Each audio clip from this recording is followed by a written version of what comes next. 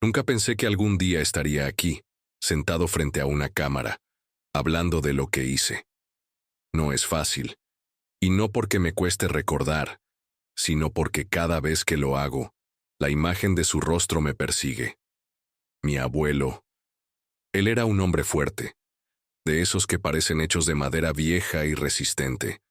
Y yo era el nieto que siempre decía que lo admiraba, que lo cuidaría cuando lo necesitara. Pero las palabras son baratas, y lo que hice no tiene nada de admiración. No puedo decir que fue un impulso momentáneo, porque lo pensé demasiado. La casa siempre había sido suya, pero después de que mi abuela muriera, él empezó a vivir más lento, más callado, como si cada pared le recordara lo que había perdido. Yo veía en esa casa algo más: espacio, oportunidad, poder. Y ahí empezó el veneno. Recuerdo el día en que decidí que tenía que sacarlo.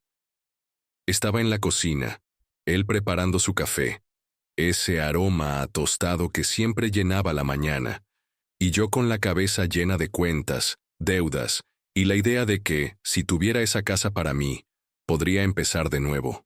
Él me hablaba de la guerra, de cómo sobrevivió con menos de lo que ahora teníamos, y yo apenas lo escuchaba. No era que no me importara, o al menos eso me decía.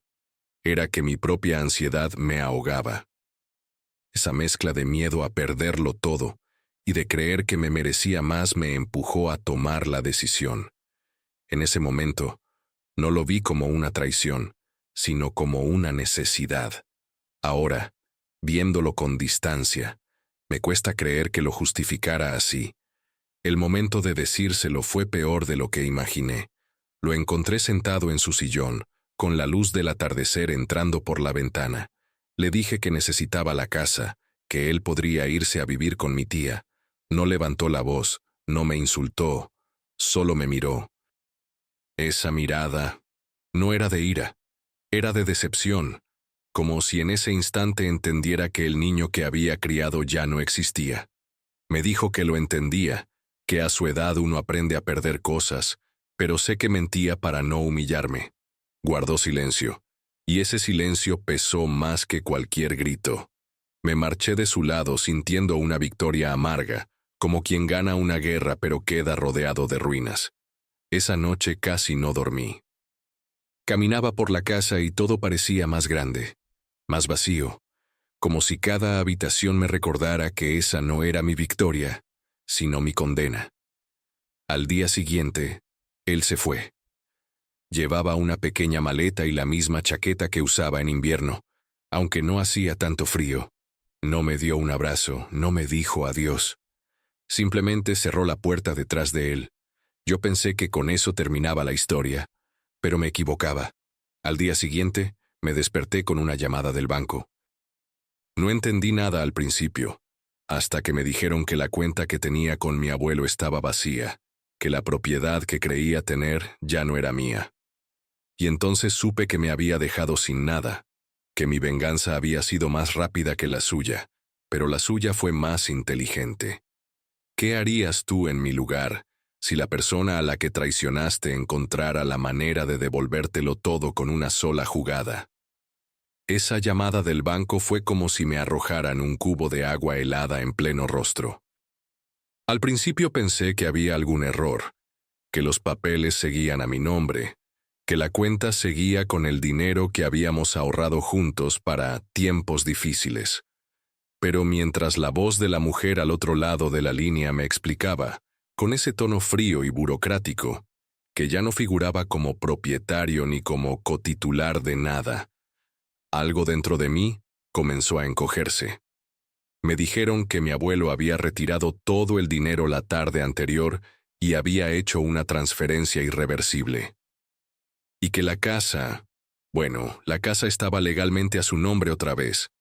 ¿Cómo lo había hecho tan rápido? No lo entendía. Yo había creído que tenía todo bajo control, que mis movimientos eran firmes, que él, por su edad, no podría reaccionar. Qué ingenuo fui. Recuerdo que colgué el teléfono y me quedé sentado, mirando el suelo, mientras el silencio de la casa me envolvía. Ese silencio ya no era el mismo de antes. No era acogedor, era amenazante, como si las paredes supieran lo que había hecho y ahora se burlaran de mí. Sentí una mezcla de rabia y admiración. Sí, admiración, porque para hacer lo que él hizo, necesitaba una lucidez y una rapidez que yo no le había dado crédito. Siempre pensé que la vejez lo había vuelto lento, frágil, pero lo que descubrí es que lo había vuelto más astuto. Y yo, que me creía el jugador, había sido solo una pieza más en su tablero. No tardé en ir a buscarlo. Mi primera idea fue confrontarlo, exigirle explicaciones, pedirle que me devolviera lo que, en mi cabeza, seguía siendo mío. Lo encontré en la casa de mi tía, sentado en el jardín, tomando el sol como si nada hubiera pasado. Cuando me acerqué, no me miró de inmediato, sino que siguió observando las plantas, como si el simple hecho de ver cómo crecen le importara más que mi presencia.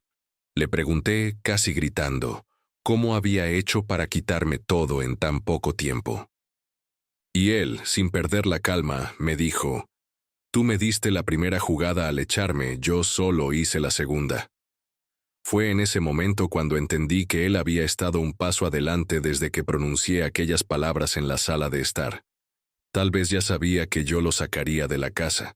Tal vez había visto en mis ojos la impaciencia, la ambición, la incomodidad que llevaba meses acumulándose. Me ofreció una silla, y nos sentamos en silencio. El aire estaba tibio, pero yo sentía frío por dentro. Me dijo que no guardaba rencor, que había aprendido que la vida no se trata de aferrarse a las cosas, sino de saber cuándo soltarlas.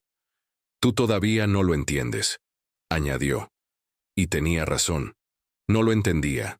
Para mí, soltar algo significaba perder, y yo no soportaba perder. En ese momento me di cuenta de que lo que más me dolía no era el dinero ni la casa, sino que él hubiera jugado mejor que yo. Que incluso con todo lo que creía tener a mi favor, él hubiera encontrado la manera de dejarme sin nada, y peor aún, sin orgullo. Me levanté y me fui sin despedirme, con la sensación de que no había ganado nada, ni siquiera su respeto. Caminé por la calle con las manos en los bolsillos, sintiendo el peso invisible de mis decisiones.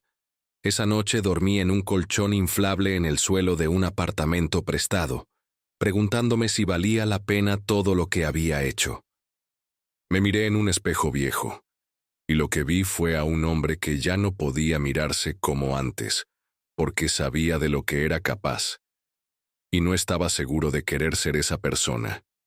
Si tú hubieras sido mi abuelo, ¿habrías hecho lo mismo para darme una lección?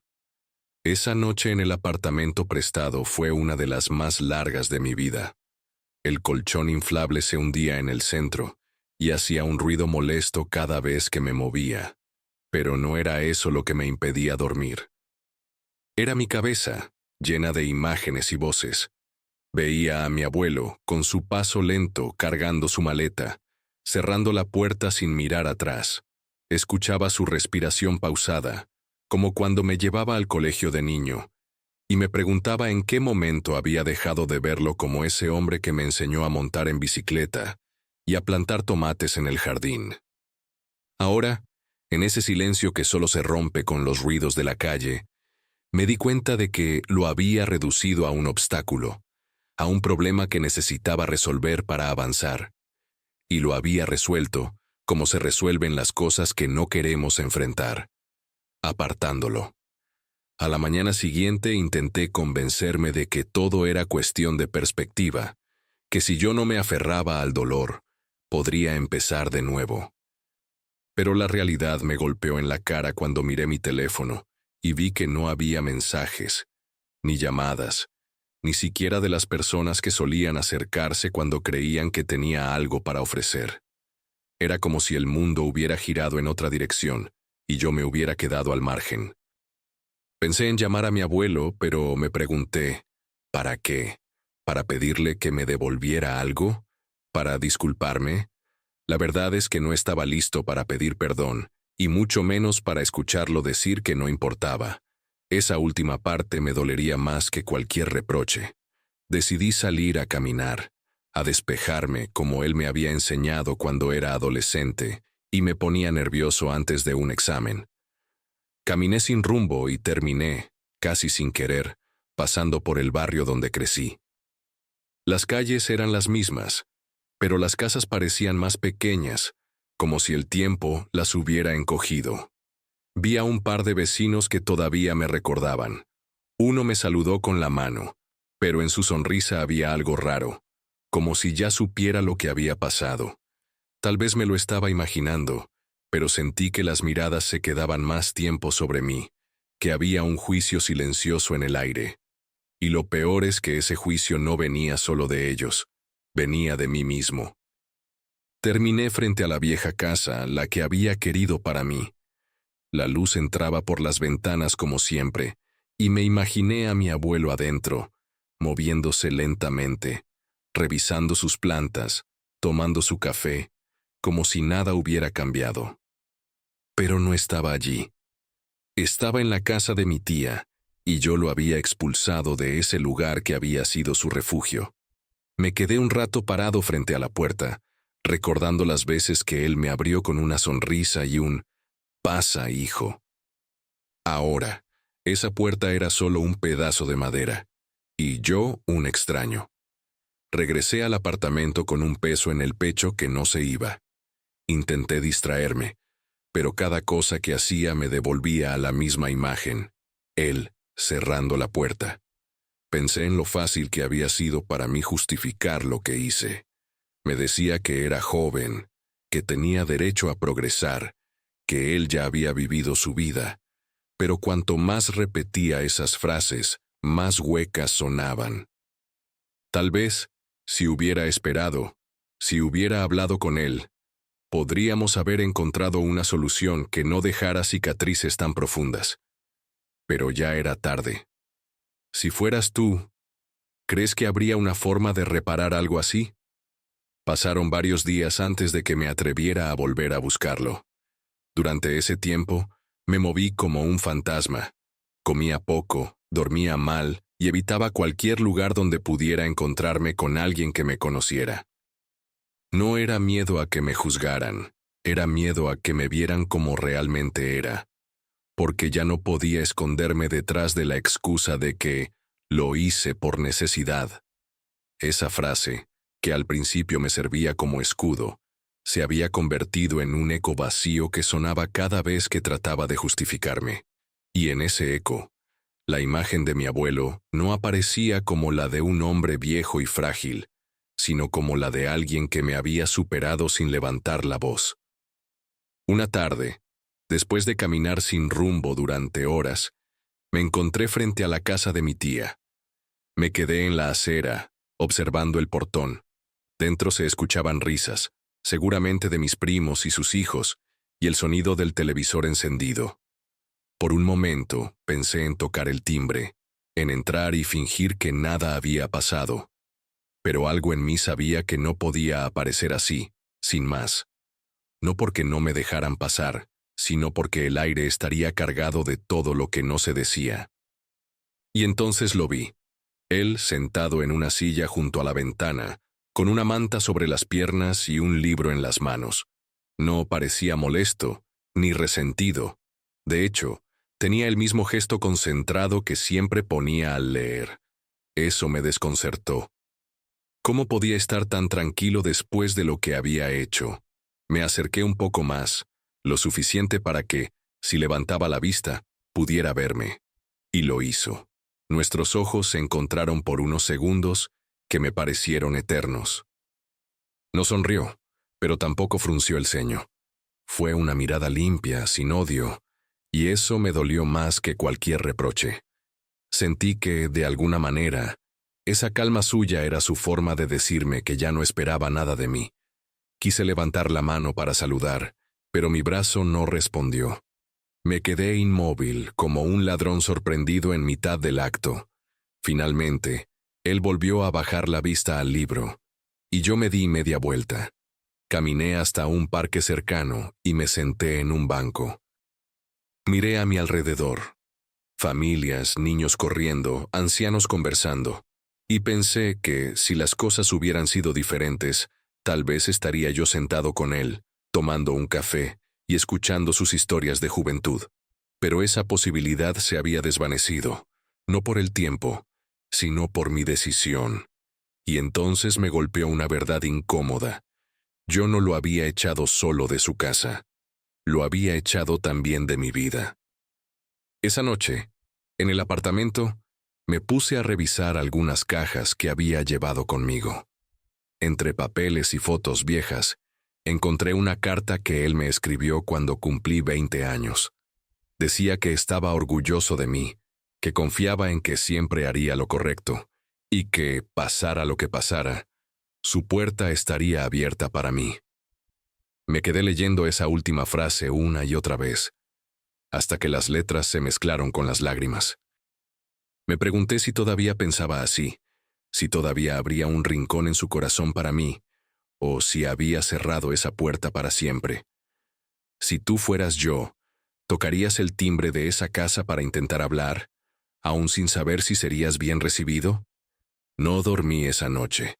Me quedé en el colchón inflable, con la carta en las manos, leyendo cada palabra como si pudiera encontrar en ellas una clave para retroceder el tiempo. Afuera, la ciudad seguía su ritmo. Autos que pasaban, voces lejanas, algún perro ladrando. Dentro, solo estaba yo y el peso de lo que había hecho. Me preguntaba cómo era posible que en un momento pudiera justificar mi decisión y al siguiente sentir que había destruido algo irreemplazable. No hablo solo de la relación con mi abuelo, sino de una parte de mí que antes podía mirarse al espejo sin apartar la vista.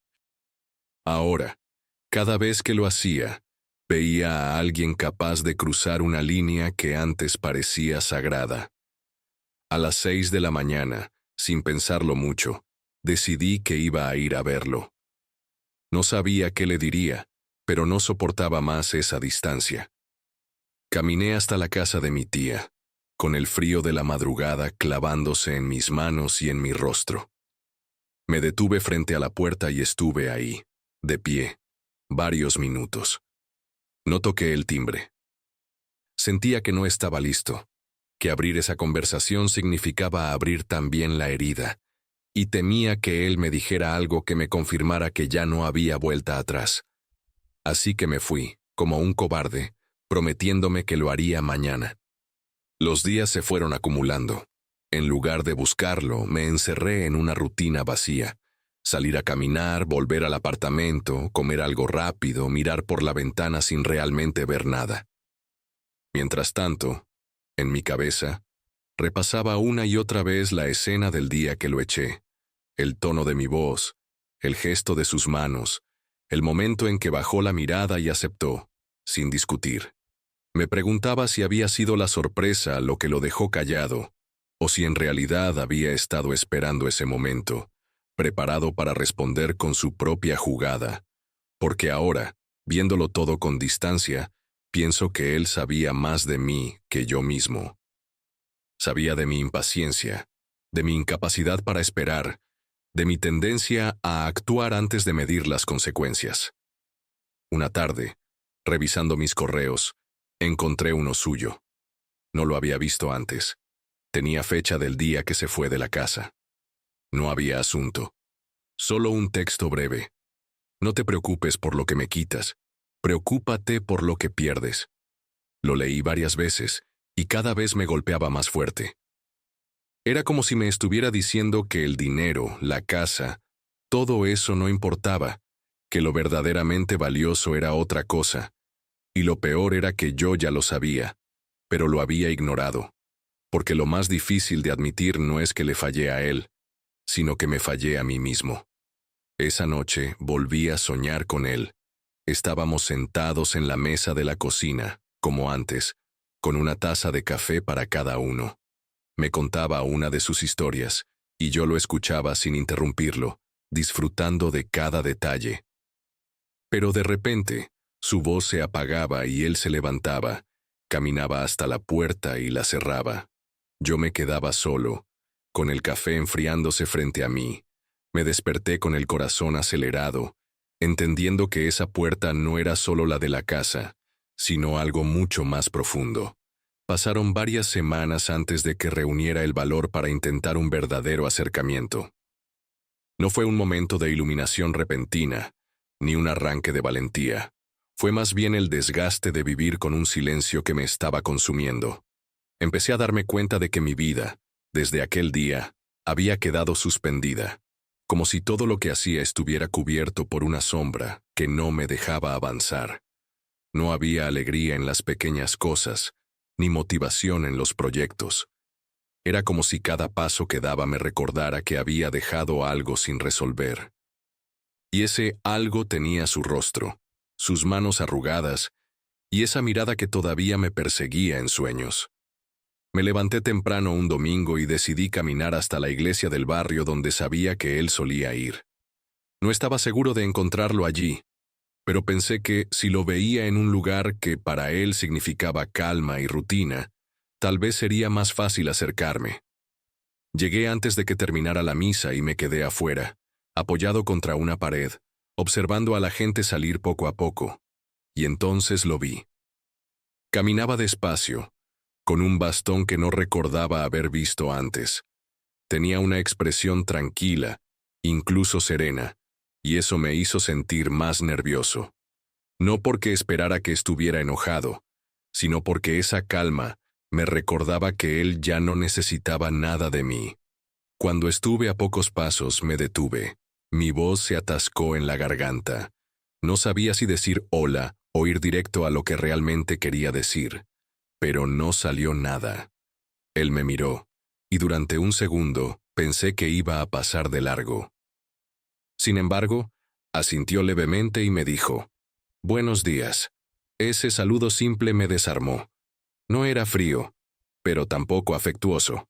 Era el saludo de un conocido, no de alguien que había sido mi abuelo y confidente.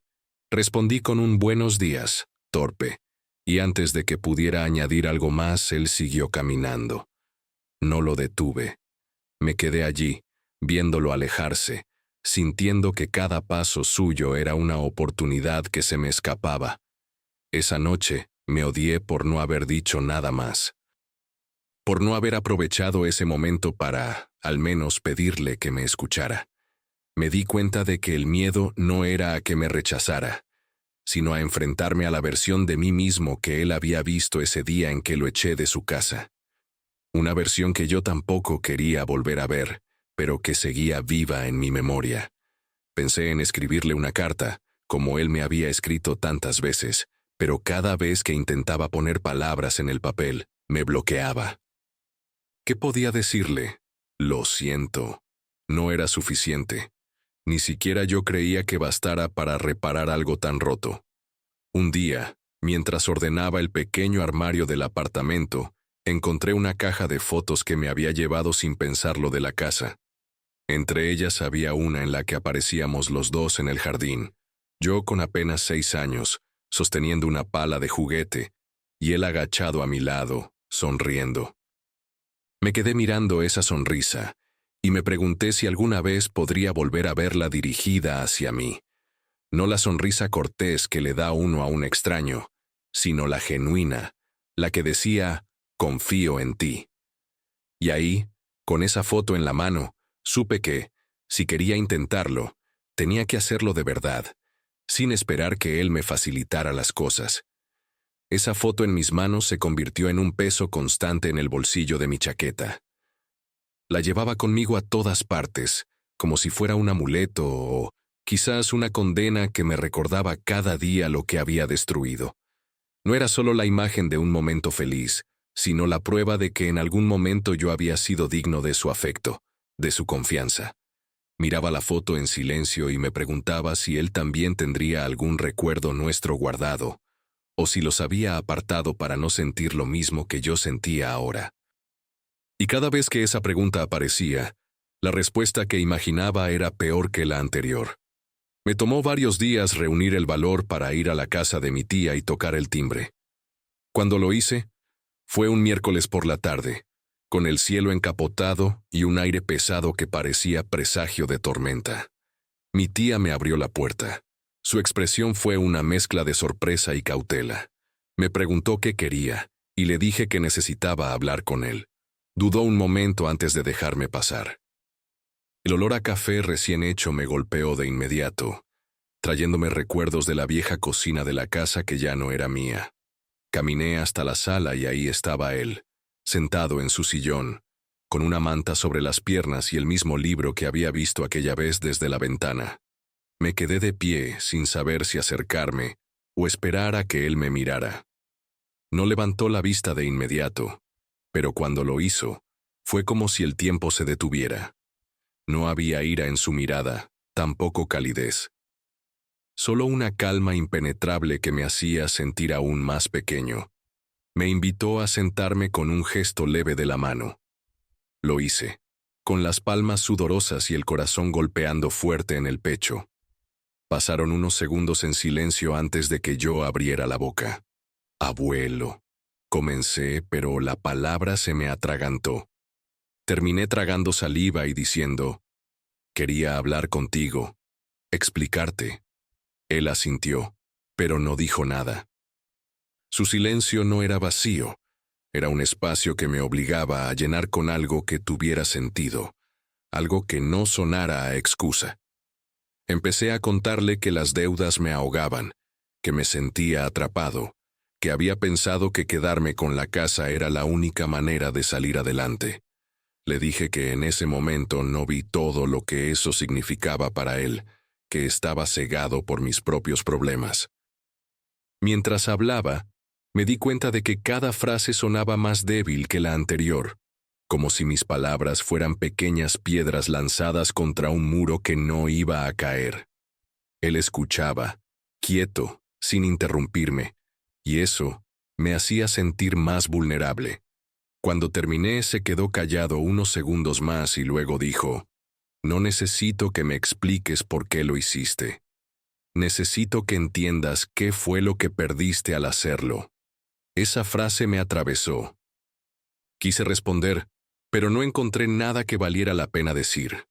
Él tomó un sorbo de café, dejó la taza en la mesa y añadió, yo he perdido muchas cosas en mi vida. Algunas las recuperé, otras no. Pero tú perdiste algo que no se recupera con papeles ni con llaves. Lo miré, sintiendo que la garganta se me cerraba. No lloré, aunque sentí las lágrimas ardiendo detrás de los ojos. Nos quedamos en silencio hasta que mi tía volvió con más café. Me levanté, sin saber si había dado un paso adelante, o si simplemente había confirmado que el abismo entre nosotros seguía ahí. Salí de la casa de mi tía con una sensación amarga, como si hubiera estado frente a una puerta entreabierta que no me atrevía a empujar. La calle estaba húmeda por una llovizna reciente, y el aire frío me devolvía a la realidad con cada bocanada. Caminé sin rumbo durante un buen rato, tratando de procesar sus palabras. Entender qué fue lo que perdiste. Esa frase seguía golpeando en mi cabeza, una y otra vez, como un eco que no se disipa. Me di cuenta de que, hasta ese momento, había pensado en lo que perdí en términos materiales, la casa, el dinero, la estabilidad. Pero él hablaba de otra cosa, algo mucho más profundo. Y el problema era que no sabía si podía recuperarlo. Esa noche, en el apartamento, me serví un café. Me senté junto a la ventana, intentando imitar el gesto sereno que siempre tenía él, como si de alguna forma pudiera absorber un poco de su paciencia. Me obligué a pensar en lo que había perdido más allá de lo evidente. Me vinieron a la mente imágenes suyas, enseñándome a usar herramientas en el taller, compartiendo un plato de sopa en invierno, escuchando mis historias de adolescente como si fueran lo más importante del mundo. Ahí lo entendí. No era la casa lo que me había dado, sino un hogar. Y eso no se hereda ni se firma en un documento, se construye. Y yo lo había derrumbado con mis propias manos. Los días siguientes los pasé recordando más momentos, algunos tan simples que me sorprendía haberlos olvidado. Él esperándome en la puerta cuando llegaba tarde, dejándome siempre la última porción de pan, dándome consejos sin imponerlos, Y cuanto más recordaba, más me dolía pensar que tal vez, ahora, esos gestos estaban destinados a otros, a mis primos, a cualquiera menos a mí. Era como si me hubieran borrado de su círculo más íntimo, ese en el que uno no tiene que pedir permiso para entrar. Y todo por una decisión que, en su momento, me pareció práctica. Una tarde, mientras caminaba por el centro, pasé frente a una tienda de antigüedades. En el escaparate había un viejo reloj de bolsillo, muy parecido al que él solía llevar cuando yo era niño. Me quedé mirándolo un rato, pensando en cómo siempre me decía que el tiempo era lo único que no se podía recuperar, que había que gastarlo con cuidado. Sentí un impulso extraño, y entré. Compré el reloj sin pensarlo demasiado, como si al tenerlo en las manos, pudiera conectar con una parte de él, que aún no me había cerrado la puerta del todo. Decidí que se lo llevaría, no como un soborno ni como un intento de comprar su perdón, sino como un símbolo de que quería recuperar, aunque fuera un fragmento, de ese tiempo que habíamos perdido. Volví a la casa de mi tía unos días después, con el reloj envuelto en una pequeña caja. Cuando me abrió, me recibió con un gesto neutral, como la vez anterior. Le pregunté si podía hablar con él, y me dejó pasar. Lo encontré en la sala, como siempre, con un libro en la mano. Me senté frente a él, y le entregué la caja sin decir nada. La abrió, miró el reloj durante unos segundos, y luego me miró a los ojos. No sonrió, pero tampoco me devolvió la caja. La sostuvo en sus manos, y dijo, «El tiempo no se devuelve, pero se puede empezar a usar mejor». Yo asentí, sintiendo que tal vez, por primera vez en mucho tiempo, habíamos compartido algo que no se rompía con palabras. Cuando salí de la casa de mi tía esa vez, algo era diferente. No, no era que todo estuviera resuelto, ni que hubiéramos vuelto a ser como antes, pero había una sensación, muy sutil, de que quizá había dejado una pequeña grieta en ese muro que él había levantado entre nosotros. Caminé despacio por la calle, repasando cada detalle, la forma en que miró el reloj, el peso de sus palabras, la calma con la que lo sostuvo en sus manos. No hubo abrazos, ni perdones, ni lágrimas. Pero, de alguna forma, sentí que ese objeto había dicho más que todo lo que yo había intentado explicar en nuestras conversaciones anteriores. Esa noche, mientras me servía un café, me puse a pensar en lo que había cambiado desde que lo eché de su casa. Yo siempre me había visto a mí mismo como alguien capaz de controlar las situaciones, de tomar decisiones rápidas y efectivas, y sin embargo, esta historia me había demostrado que, en realidad, nunca había tenido el control. Ni siquiera cuando creí que lo tenía. Mi abuelo, con su paciencia y sus movimientos calculados, había movido las piezas sin que yo me diera cuenta. Y lo más doloroso era que no lo había hecho por venganza, sino para enseñarme algo, solo que no estaba seguro de qué exactamente quería que aprendiera. Durante los días siguientes, empecé a visitarlo con más frecuencia. Al principio, las conversaciones eran cortas y superficiales. El clima, las noticias, algún comentario sobre la comida que preparaba mi tía. Pero yo me quedaba, aunque hubiera silencio. No me importaba. En esos silencios, comencé a notar pequeñas señales. Una leve inclinación de la cabeza cuando le contaba algo. Un gesto casi imperceptible cuando servía café para los dos. Un «cuídate» al despedirme que antes no estaba. Eran migajas, sí, pero migajas que me mantenían caminando en la dirección correcta. Una tarde, mientras él revisaba unas cajas viejas, me pidió que lo ayudara. Me sorprendió, porque hasta entonces no había aceptado mi ayuda para nada. Me arrodillé junto a él y empezamos a sacar cosas. Fotos, herramientas antiguas, cuadernos con letras torcidas por el paso del tiempo. Entre esas cosas, encontré una libreta con recortes de periódico.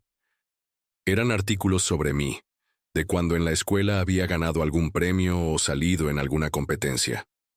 No pude evitar sonreír, y él, sin mirarme, dijo: «Siempre los guardé. No porque fueran grandes logros, sino porque me recordaban que estabas buscando tu camino». Ese comentario me golpeó más que cualquier reproche. Era su forma de decirme que en el fondo siempre había creído en mí, hasta el día que le di razones para dudar. Antes de irme, me entregó uno de esos cuadernos y dijo: «Llévalo, no para que recuerdes lo que hiciste bien, sino para que no olvides lo que puedes hacer mal». Lo tomé, sintiendo que el peso del cuaderno era mucho mayor que el de las páginas que contenía. Era un recordatorio y también una advertencia. Caminé de regreso al apartamento con una mezcla de gratitud y vergüenza. Esa noche lo abrí y repasé cada recorte, cada anotación suya en los márgenes. No eran solo recuerdos, eran pistas de cómo él me había observado durante toda mi vida, con paciencia, incluso cuando yo no lo veía. Y ahí entendí que quizás esa era la lección, que las relaciones no se construyen con gestos grandilocuentes, sino con una atención constante, con estar presente incluso cuando no hay nada que ganar. Pasaron varias semanas en las que nuestras interacciones se fueron volviendo menos tensas. No eran conversaciones largas ni profundas, pero había algo diferente. Ya no sentía esa barrera invisible que antes me mantenía a distancia. Mi abuelo no hablaba del pasado, ni para reprocharme ni para absolverme, y yo tampoco forzaba el tema. Era como si ambos supiéramos que ese capítulo seguía abierto, pero que no podíamos apresurarnos a escribir el final. Sin embargo, en cada visita había un detalle nuevo. Un café que él me servía sin que yo lo pidiera, un comentario sobre algo que le había contado la semana anterior, una mirada que duraba un poco más. Pequeños gestos que, aunque sutiles, me hacían pensar que tal vez poco a poco el hielo comenzaba a resquebrajarse. Un día, mientras ayudaba a mi tía a traer unas bolsas del mercado, lo vi sentado en el jardín. Tenía entre las manos una pequeña planta de albahaca que estaba trasplantando a una maceta. Me acerqué y le pregunté si necesitaba ayuda. No me respondió de inmediato, pero después señaló la tierra y dijo: «Si quieres, trae un poco más de sustrato del cobertizo». Fue la primera vez que me pidió algo directamente, desde aquella tarde en que lo eché de la casa. Lo hice casi con una alegría infantil. Mientras trabajábamos juntos en silencio, me vinieron a la mente recuerdos de cuando, de niño, me enseñaba a plantar tomates o a podar las ramas secas de los rosales. Sentí que esos minutos en el jardín valían más que cualquier conversación forzada. Al terminar, se quedó observando la planta y dijo: «Lo importante no es plantarla bien, sino cuidarla después. Mucha gente cree que basta con poner la semilla en la tierra, y listo. Pero si no la riegas, si no la proteges, se muere». Sabía que no hablaba solo de la albahaca. Lo miré, pero él no me devolvió la mirada. Guardó las herramientas, se limpió las manos y entró en la casa. Me quedé allí un momento, sabiendo que esa frase iba a quedarse conmigo mucho tiempo. En las visitas siguientes comencé a ofrecer mi ayuda sin esperar que me la pidiera.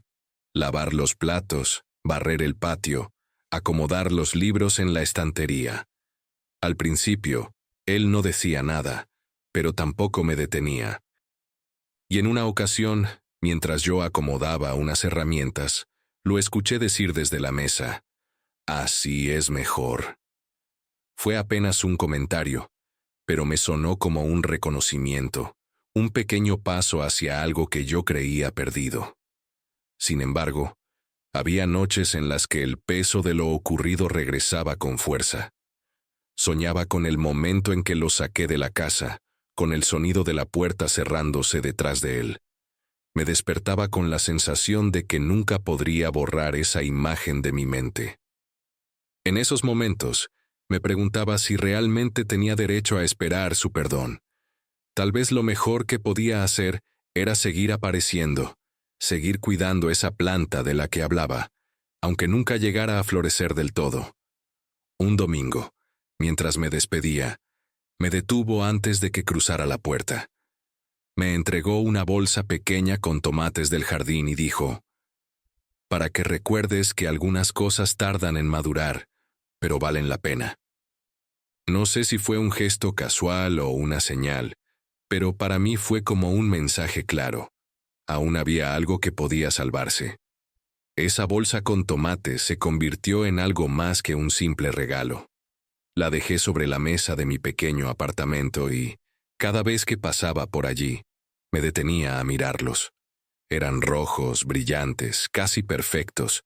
Pensaba en cómo habían crecido, desde una semilla frágil hasta convertirse en algo completo, útil, con vida propia. Y no pude evitar relacionarlo con lo que estaba intentando construir con mi abuelo. Él había plantado esa semilla de reconciliación sin decirlo, y ahora dependía de mí regarla con paciencia y constancia. La pregunta era si yo tendría la disciplina para hacerlo, o si me dejaría llevar, como tantas veces antes, por mi impaciencia. Unos días después, decidí llevarle algo a cambio.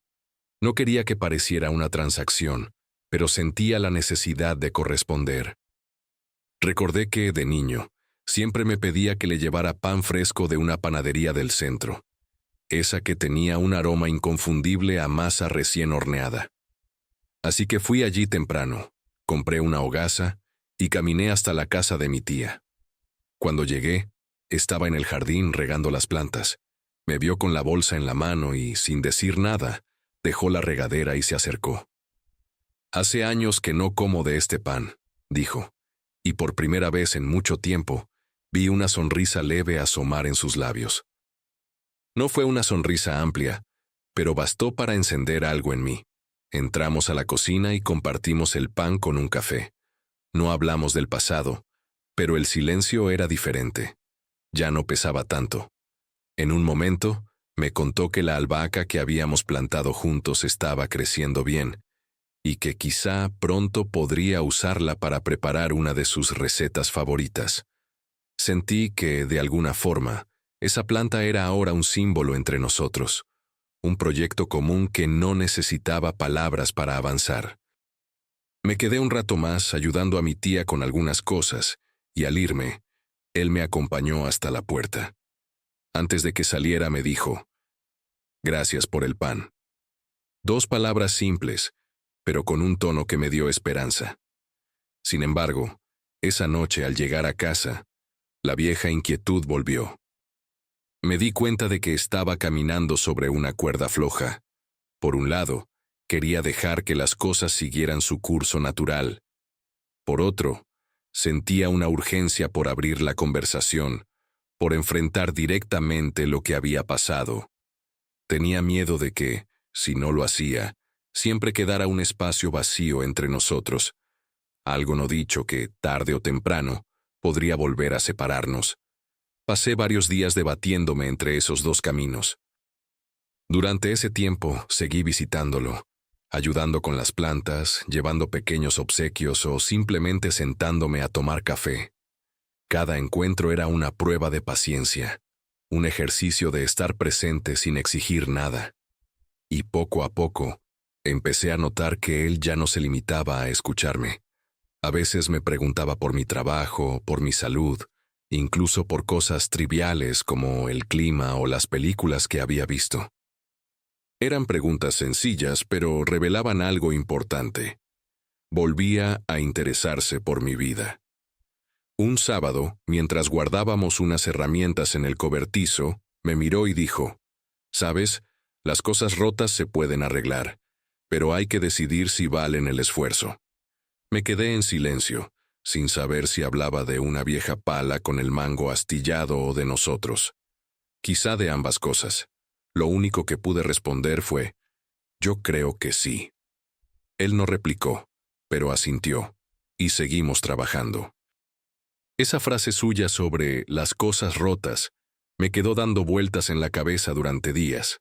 No podía dejar de pensar en cuántas veces, en mi vida, había optado por tirar algo roto en lugar de repararlo.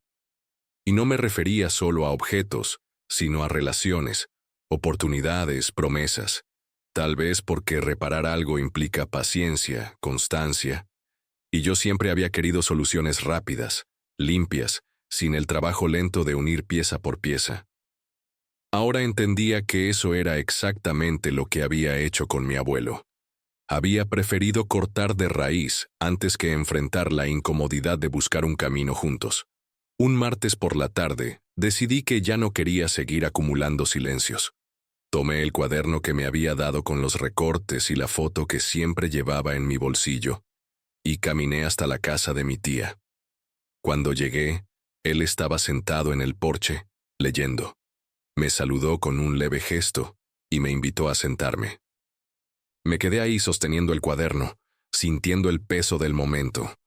No quería precipitarme, pero tampoco dejar pasar otra oportunidad. Respiré hondo y dije, «Abuelo, hay algo que necesito decirte y prefiero que lo escuches de mí, aunque sea tarde». Cerró el libro con calma, lo dejó a un lado y me miró. Ese gesto, tan simple, fue como una autorización para seguir. Le conté que había estado pensando mucho en lo que me dijo sobre entender lo que perdí. Le confesé que, al principio, creí que hablaba de cosas materiales, pero que ahora veía que se trataba de algo más grande. Su confianza, su respeto, nuestra historia. Y que eso era lo que más me dolía. No traté de justificarme.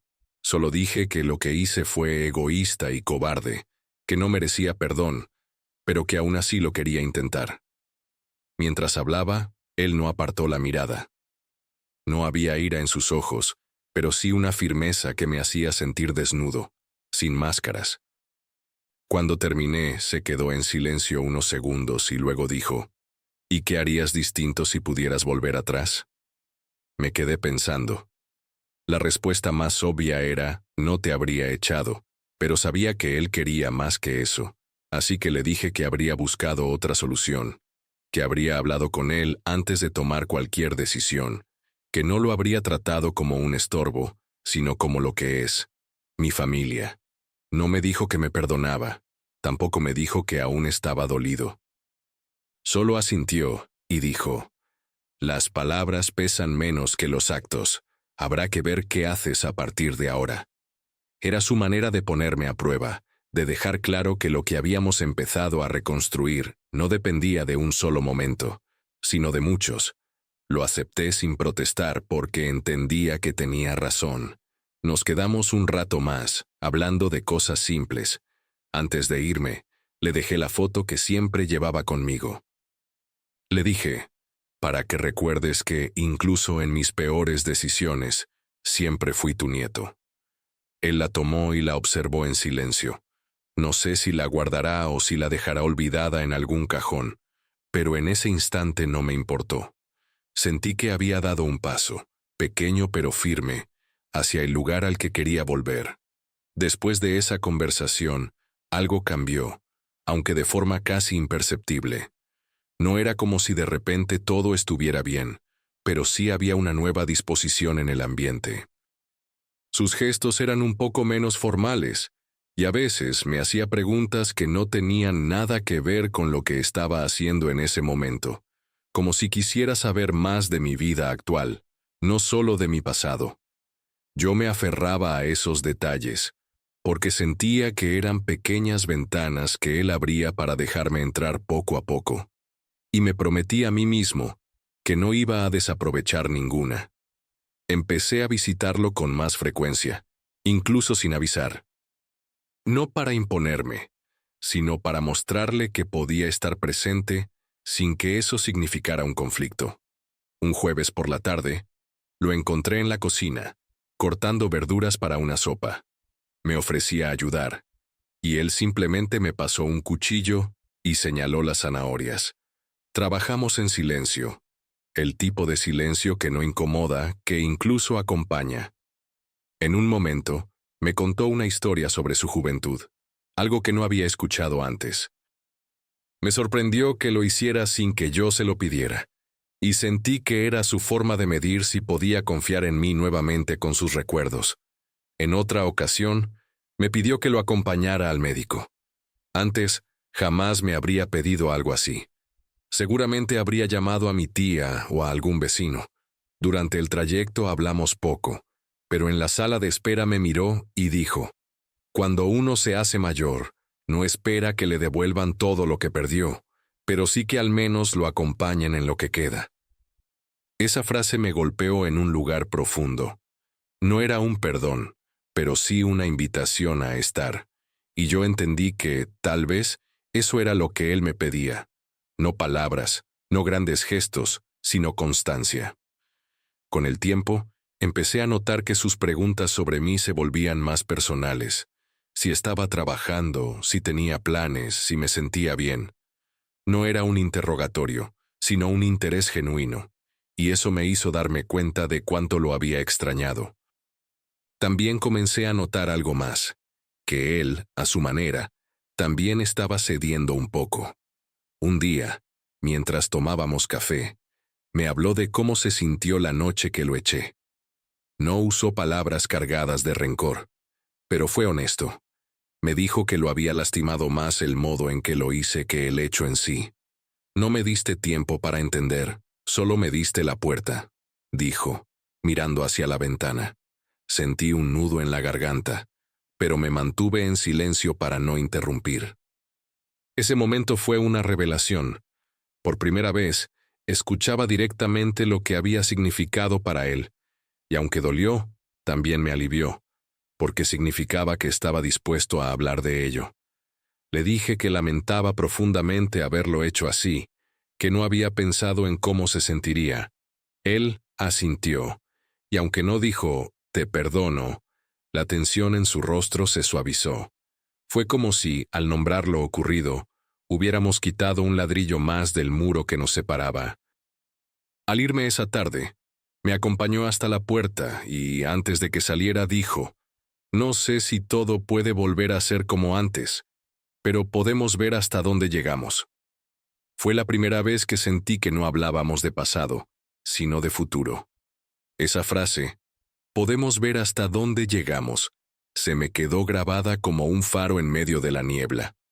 No era un perdón completo, pero tampoco un rechazo. Era una apertura, una rendija por la que entraba algo de luz. Y aunque sonara pequeño, para mí era enorme. Desde ese día, cada visita que le hacía tenía un sentido distinto. Ya no era solo para cumplir con una presencia, sino para descubrir qué más podía nacer de esa nueva etapa. Empecé a prestarle más atención a los detalles. Si estaba más cansado, si se le escapaba una sonrisa, si cambiaba su tono de voz cuando hablábamos de algo que le gustaba. Todo eso se convirtió en señales que yo quería aprender a leer. Un domingo por la mañana me pidió que lo acompañara a la vieja casa, la misma que un día me había quitado legalmente y que yo había intentado reclamar como mía. Me sorprendió que quisiera volver allí conmigo, pero acepté sin hacer preguntas. Caminamos despacio, en silencio, y cuando llegamos, se detuvo frente a la puerta. La llave giró con un sonido que me resultó casi doloroso. Entramos, y el olor a madera y café viejo me golpeó de inmediato, trayendo una avalancha de recuerdos. Él se movía por las habitaciones como si estuviera revisando algo, pero yo sabía que lo hacía para darme tiempo de mirar. En la cocina, se detuvo y dijo: aquí tomamos nuestro último café juntos antes de que me echases. No lo olvido, pero tampoco olvido todos los que tomamos antes de ese día. Su voz era tranquila, pero sus palabras tenían un peso que me atravesaba. Me quedé callado, sintiendo que si hablaba rompería algo frágil que se estaba formando. Luego me llevó al jardín, y allí me pidió que lo ayudara a recoger unas herramientas que había dejado hacía tiempo. Trabajamos juntos durante un rato, como si el pasado no fuera un fantasma que se paseaba entre nosotros. Antes de irnos, me miró y dijo: la casa nunca fue solo ladrillos y techo, era lo que pasaba aquí dentro, y eso se puede hacer en cualquier lugar, si uno quiere. Entendí que no me estaba hablando de paredes, sino de la posibilidad de reconstruir lo que habíamos perdido. aunque fuera en otro espacio, en otro tiempo. Los días siguientes, esa visita me acompañó como una mezcla de nostalgia y esperanza. Me di cuenta de que, en el fondo, yo ya no quería la casa como propiedad, quería lo que representaba, su confianza, su afecto, la sensación de pertenecer a algo más grande que yo mismo. Y eso, sabía, solo podía recuperarse con tiempo y constancia. Así que me propuse no fallar. Volví a visitarlo con regularidad, pero sin invadirlo. A veces llevaba algo para compartir, otras, simplemente iba a sentarme con él, incluso si no había mucho que decir. En una de esas tardes tranquilas, mientras mi tía estaba ocupada en otra habitación, él me dijo, «¿Sabes? Todavía me pregunto por qué lo hiciste así, sin avisar, sin hablar». No había reproche en su voz, solo una curiosidad que quizá había estado guardando durante todo este tiempo. No supe qué decir al principio, pero luego respondí con honestidad, porque pensé que si lo hablábamos, me convencerías de no hacerlo. Y yo estaba decidido, aunque estaba equivocado. Me observó en silencio, y tras unos segundos dijo, «Entonces no fue solo lo que hiciste, sino que no me diste la oportunidad de luchar por quedarme». Esa frase me dolió como pocas cosas, porque era verdad. Nos quedamos en silencio un rato más, y luego él cambió de tema, como si no quisiera dejarme hundido en la culpa. Pero yo sabía que, aunque hubiéramos avanzado, había heridas que no se cerrarían del todo. Cuando me hizo esa última confesión, la de que no le había dado oportunidad de luchar por quedarse, algo se movió dentro de mí como un engranaje que había estado atascado demasiado tiempo. Me di cuenta de que, en el fondo, lo más cruel de lo que hice no fue la expulsión en sí, sino la manera en que la ejecuté. Rápida, seca, sin advertencia, como si quisiera arrancar una página de un libro y fingir que nunca había existido. Él no tuvo tiempo de defenderse, de argumentar, de mostrarme que había otras opciones. Y quizá esa falta de diálogo fue la herida más profunda que le dejé. Esa noche, en mi apartamento, estuve pensando en lo que significaba sanar por completo una relación. ¿Era siquiera posible? Tal vez no, pero entendí que eso no me eximía de intentarlo. Así que decidí que ya no me quedaría esperando señales suyas para dar pasos hacia adelante. Si quería cerrar ese capítulo, aunque fuera con cicatrices, tenía que arriesgarme a hablar de todo, sin rodeos. Preparé un café fuerte, como el que a él le gustaba, y me senté con un cuaderno en blanco. Empecé a escribir todo lo que nunca le había dicho. Mis miedos, mis errores, las razones equivocadas que me llevaron a actuar como lo hice, y lo que había aprendido desde entonces. No lo adorné, no lo suavicé. Dejé que saliera crudo, incluso si dolía. Al día siguiente fui a su casa. Mi tía no estaba y él me recibió con un gesto tranquilo. Le pedí que me escuchara y le entregué el cuaderno. Me dijo que lo leería después, pero insistí en leerlo yo mismo en voz alta. Al principio, mi voz temblaba, pero a medida que avanzaba, sentí que cada palabra era como una piedra que soltaba de una mochila.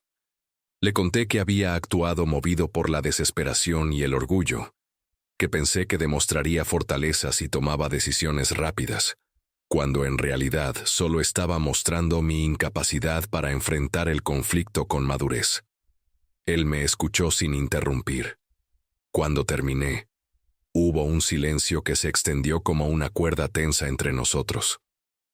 Pensé que iba a levantarse y marcharse, pero en cambio dijo, «Lo que más me dolió fue pensar que no confiabas en que podríamos resolverlo juntos. Me trataste como a un problema, no como a tu abuelo». Sus palabras no fueron un perdón, pero sí una verdad que yo necesitaba escuchar para comprender la magnitud de mi error. No respondí de inmediato. Solo le dije, si pudiera volver atrás, lo haría todo distinto. Pero como no puedo, quiero que, al menos, me dejes demostrarte que puedo ser alguien en quien confíes de nuevo. Él se quedó mirándome un instante y luego dijo, «Eso no se promete, se hace». Y aunque su tono era serio, había algo más en sus ojos, una especie de apertura que no había visto en mucho tiempo. Pasamos el resto de la tarde juntos, hablando de cosas sencillas, como si el peso de la conversación hubiera aligerado un poco el aire. Antes de irme, me acompañó hasta la puerta y justo cuando iba a salir me dijo, «No sé si llegarás a recuperar lo que perdiste, pero me alegra que lo estés intentando». Fue lo más cercano a un perdón que había recibido en todo este tiempo, y aunque no era definitivo lo sentí como un punto de inflexión. Caminé de regreso con una sensación extraña. No era alivio completo, pero sí la certeza de que el esfuerzo valía la pena.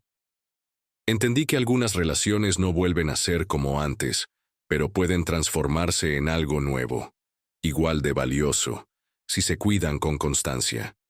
Y que, tal vez, el verdadero acto de reparación no está en borrar el pasado, sino en construir un presente que no repita los mismos errores.